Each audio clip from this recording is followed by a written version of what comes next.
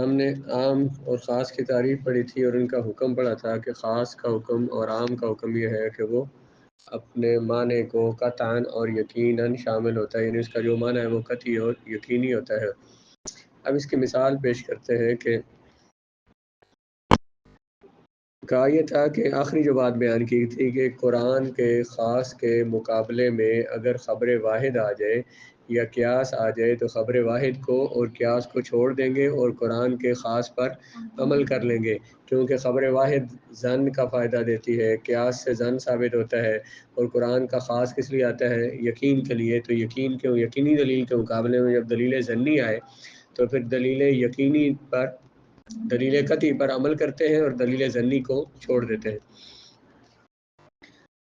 مثال فی قوله تعالی یتربصن بانفسہن ثلاثۃ قروء فإن لفظة الثلاثة خاص في تعريف عدد معلوم فيجب العمل به ولو حمل الإقراء ولا الإطهار كما ذهب إليه الشافعي باعتبار أن الطهر مذكر دون الحيض وقد ورد الكتاب في الجمع بلفظ التعنيس دل على أنه جمع المذكر وهو الطهر لازم ترك العمل بهذا الخاص۔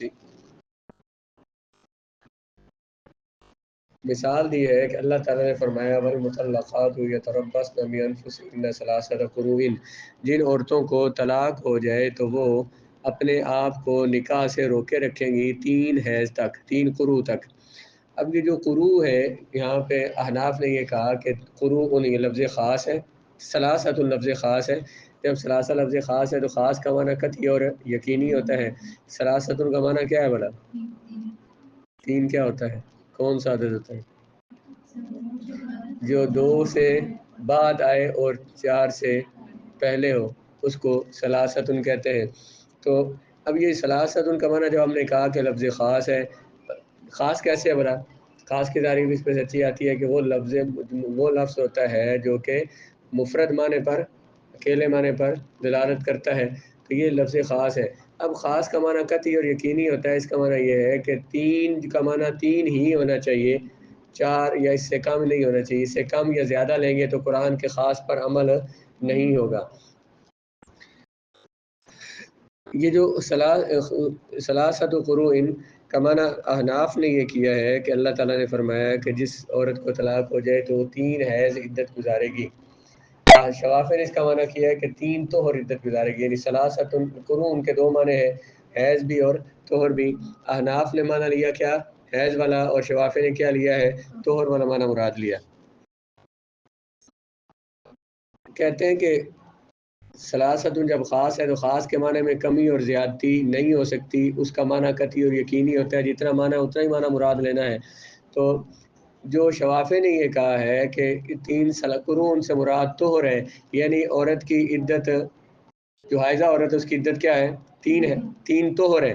تو یہ اگر 3 طہر مراد لیے جائیں تو لفظ ثلاثۃ جو لفظ خاص ہے اس کے معنی پر عمل نہیں ہوتا، ثلاثۃ لفظ خاص ہے اس کے معنی پر عمل نہیں ہوتا، اس وجہ سے کہ وہ لفظ خاص ہے تو خاص کے معنی میں کمی اور زیادتی نہیں ہو سکتی۔ اگر 3 طہر عدت مراد لیں تو اس میں 3 کے معنی میں یا تو کمی ہو جاتی ہے یا زیادتی ہو جاتی ہے۔ وہ کیسے؟ کہ سنت یہ ہے کہ طلاق کب دی جائے؟ طہر کے زمانے میں دی جائے، اس طہر میں دی جائے جس طہر میں عورت سے جماع نہ کیا اس طہر میں طلاق دی جائے۔ جب طہر میں طلاق دیں گے تو جب طلاق دیں گے تو وہ والا جو طہر ہے جس میں طلاق دی تھی، مثلا طہر کے 20 دن ہے مثال کے طور پر، تو اس میں سے 1 دن 2 دن 4 دن گزر چکے ہیں اس طہر کے، 10 دن گزر چکے ہیں مثلا، تو اگلے جو 10 دن ہیں جب بندے نے طلاق دی ہے تو 10 دن گزر چکے تھے طہر کے، یا 1-2 دن یا 1 دن ہی گزر چکا تھا، سمجھو طہر کا گزر چکا تھا، حیض ختم ہوا ساتھ ہی طہر شروع ہوا، تو طہر کا زمانہ جب جو ہی حیض ختم ہوا تو اس کے بعد 2 منٹ 10 منٹ 15 منٹ 20 منٹ بعد 1 دن کے بعد 10 دن کے بعد طلاق دی اس نے، تو یہ جو طہر ہے یا تو عدت میں اس کو شمار کریں گے یا نہیں کریں گے۔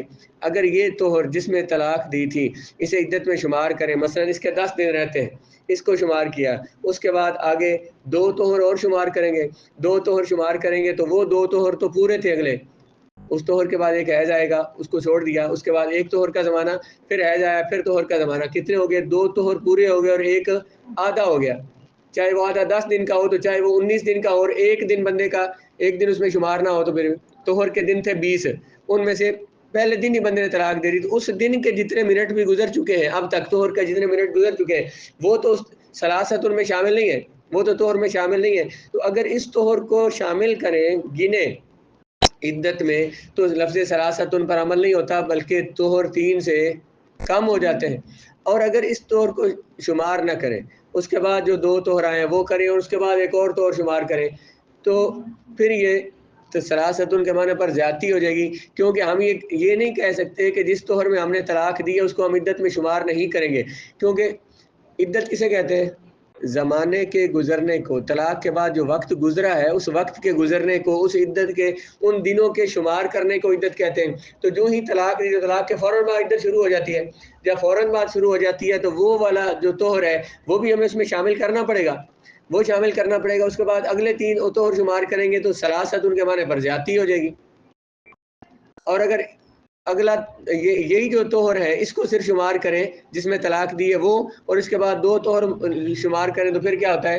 ثلاثت کے معنی میں کمی ہو جائے گی. حالانکہ لفظ خاص کا معنی ثلاثت خاص ہے، اس کا معنی قطعی اور یقینی ہے. تو پورے 3 مراد ہونے چاہیے. 3 میں ذرا بھی ایک لمحے کی بھی کمی 3 ہے سے یا 3 طہر سے ایک لمحے کی بھی کمی ہوگی تو وہ ثلاثت کے معنی پر عمل نہیں ہوگا جو قرآن کا خاص لفظ ہے.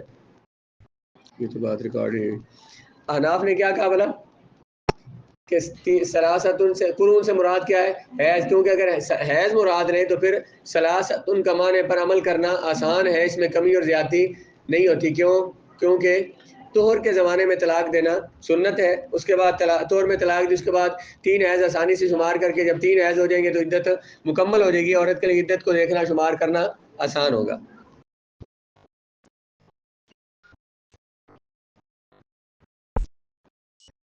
جو شوافے نے جو کہا ہے نا انہوں نے کیوں طہر مراد لیا ہے؟ وہ کہتے ہیں کہ ثلاثتن یہ عدد ہے اور اس کے بعد قروء یہ اس کی تمیز ہے. نحو میں آپ نے پڑھا ہے کہ جب عدد مذکر ہو تمیز مذکر ہو تو عدد مؤنث ہوتا ہے، تمیز عدد مؤنث ہوتا ہے، تمیز مؤنث اور عدد مذکر ہوتا ہے. آپ نے کہنا 3 مرد تو کیا کہتے ہیں؟ ثلاثۃ رجال، رجال کو مذکر تھا عدد مؤنث بولا ہے. اگر کہیں کہ 3 عورتیں ثلاث نسوۃ، یہاں پہ کیا ہے؟ ثلاثۃ قروء. تو عدد کا مؤنث ہونا یہ بتاتا ہے. تو قروء سے کیا مراد ہے؟ مذکر، قرون مذکر ہونا ہے. اور کہتے ہیں قرون کے کتنے معنی تھے؟ 2، حیض اور طہر. ان میں سے جو طہر ہے یہ مذکر ہے. قرون کے 2 معنی حیض اور طہر.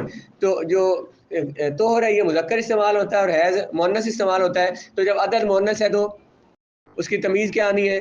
مذکر. مذکر کیا ہے دونوں میں سے؟ قرون کے 2 معنوں میں سے مذکر کیا ہے؟ طہر ہے، اس لیے طہر مراد ہوگا. تو اس لیے انہوں نے اس سے طہر مراد لیا ہے. اور ایک اور معنی یہ بھی ہے کہ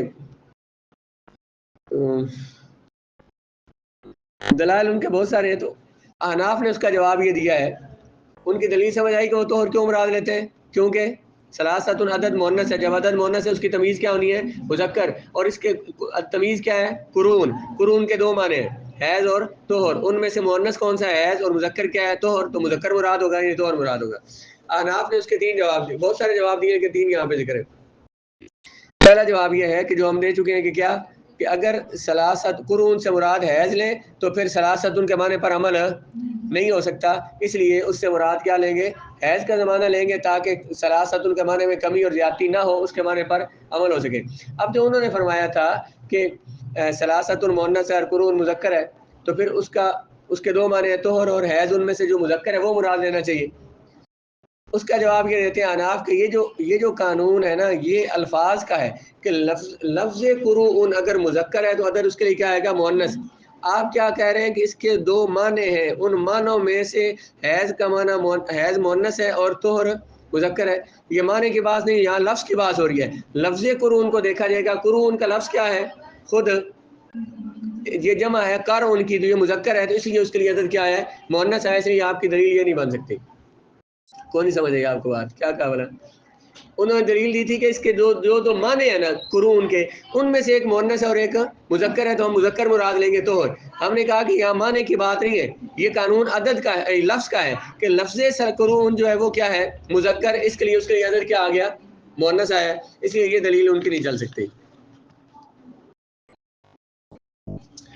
تو اور پھر ایک بات یہ کہ انہوں نے جو دلیل دی ہے وہ لغت کی دلیل دی ہے، تو یہ کہتے ہیں کہ قرآن جو ہے نا، یہ قرآن لغت کے تابع نہیں ہے، عربی زبان کے تابع نہیں ہے، عربی زبان قرآن کے تابع ہے۔ قرآن لغت کے تابع نہیں ہے بلکہ لغت قرآن کے تابع، جو قرآن کہے گا وہ بات مانی جائے گی۔ اس پر آگے اس قانون پر جو حناف نے قانون قائم کیا ہے کہ خاص جو ہے یہ اس پر عمل، اس کے معنی پر عمل کرنا واجب ہے، اس کے معنی میں کمی اور زیادتی کرنا جائز نہیں ہے۔ اس پر اور مسائل ثابت کرتے ہیں، وہ پھر پڑھیں گے۔ یہاں تک بات ہو چکی ہے کہ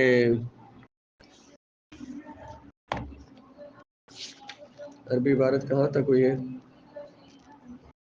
وَيُتْرَكُ بِمَا يُقَابِلُ، خاص کا حکم جو بیان کیا ہے، اس میں کچھ عبارت انہوں نے نہیں لکھی، بہرحال وہ اس میں لکھی ہوئی ہے۔ کہتے ہیں کہ لفظ ثلاثۃ خاص ہے اور عدد معلوم، یہ ایک متعین عدد ہے، پس فیاجب العمل بھی، اس پر عمل کرنا واجب ہے۔